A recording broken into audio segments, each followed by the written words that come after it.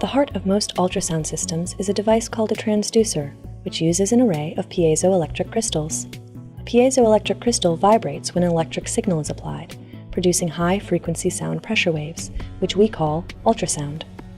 More importantly, this type of crystal can also work in reverse. It can produce electrical signals when it detects high-frequency sound pressure waves. When a transducer directs ultrasound waves into the body, they pass right through the skin and into the internal anatomy. As the waves encounter tissues with different characteristics and densities, they produce echoes that reflect back to the piezoelectric crystal. This happens more than 1,000 times a second.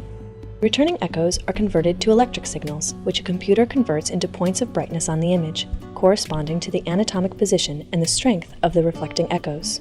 A medical transducer contains a large array of crystals, which allow it to make a series of image lines that, together, form a complete image frame, called a sonogram.